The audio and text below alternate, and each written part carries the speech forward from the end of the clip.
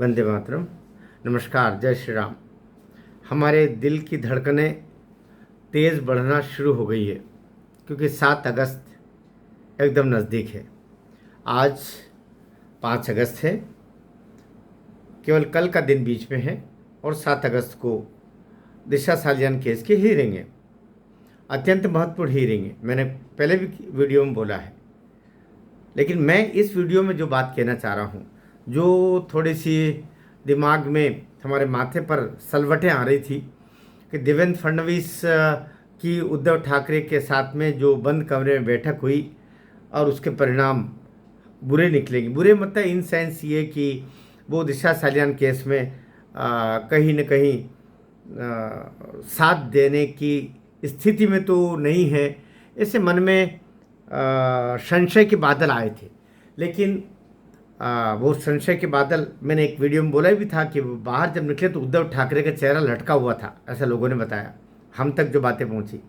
अब कुछ वक्तव्यों से भी, व्यवहार से भी ये बहुत स्पष्ट हो गया कि देवेंद्र फडणवीस किसी भी स्थिति में उद्धव ठाकरे के इस नालायक बच्चे का सपोर्ट करने को तैयार नहीं है।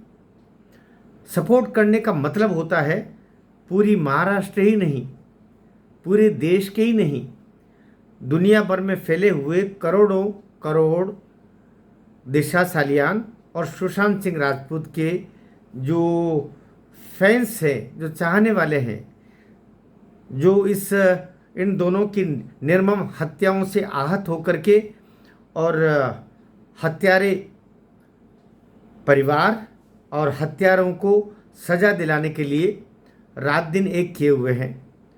उनके हृदय पर कुठाराघात होता अगर देवेंद्र फडणवीस ज़रा बहुत भी उद्धव ठाकरे परिवार की तरफ झुकते।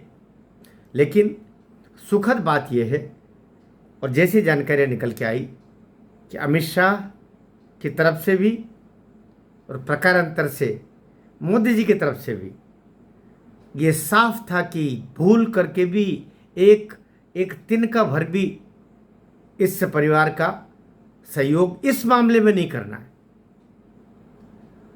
जहां लोग किसी निरपराध की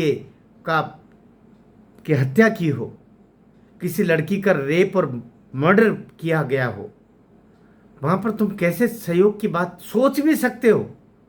तो देवेंद्र फडणवीस ने सोची नहीं। तो अभी जो जानकारियाँ निकली हैं वे हमारे हृदय को थोड़ा सुकून देने वाली है। यद्यपि ठीक सुकून तो 7 अगस्त को समझ में आएगा।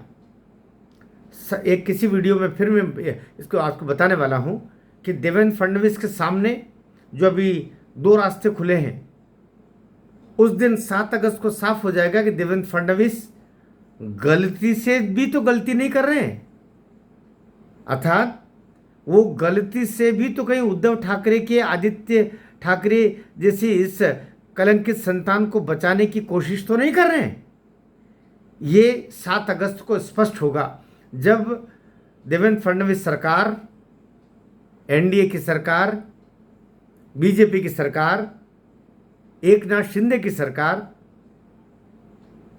भाई पवार जी की सरकार, प्रकारांतर से राष्ट्रवादियों की, सनातनियों की सरकार, इन दोनों के प्रति क्या रुख अपनाती है। माना हम बहुत अच्छे से हम जानते हैं कि उद्धव ठाकरे ने जब वो सरकार में थे तो पूरे केस को बर्बाद कर दिया। उन्होंने पुलिस लगा दी पूरी इस केस को रफा दफा करने के लिए, अपने बेटे को, अपने कुलक्षणी बेटे को बचाने के लिए, आदित्य को बचाने के लिए।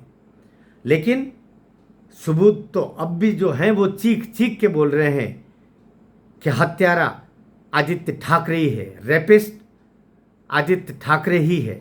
और इसीलिए सतीश सालियान जी ने वो पिटिशन हाई कोर्ट में रखी है और हाई कोर्ट ने भी वो पिटिशन सारे जो प्रथम दृष्टया होता है, प्रथम दृष्टया सबूत होते हैं, उनको दृष्टिगत रखते हुए ही हाई कोर्ट ने वो पिटिशन स्वीकार की है।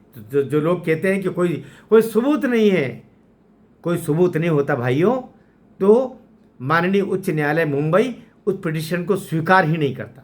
पिटिशन स्वीकार करने का मतलब कि जो जो प्रथम दृष्टया जो जो प्रूफ होते हैं वो साबित हो रहे, वो चिल्ला चिल्ला के बोल रहे हैं कि हत्यारा कौन नालायक है जो सरेआम अभी भी छुट्टा घूम रहा है दूसरी सतीश सालियान की बच्चियों के लिए रेप करने के लिए, दूसरी दिशा सालियानों की हत्या करने के लिए। इसलिए थोड़ी सी प्रतीक्षा कर लीजिए। और देवेंद्र फडणवीस जी, आपको 100 धन्यवाद देता हूं कि आप एक गलत रास्ता हो सकता था यदि जरा बहुत भी इस रेपिस्ट के परिवार का आप सहयोग करते, इस साधुओं के हत्यारे परिवार का आप सहयोग करते। ये शापित परिवार है जो अब बचेगा नहीं। भारत माता की जय।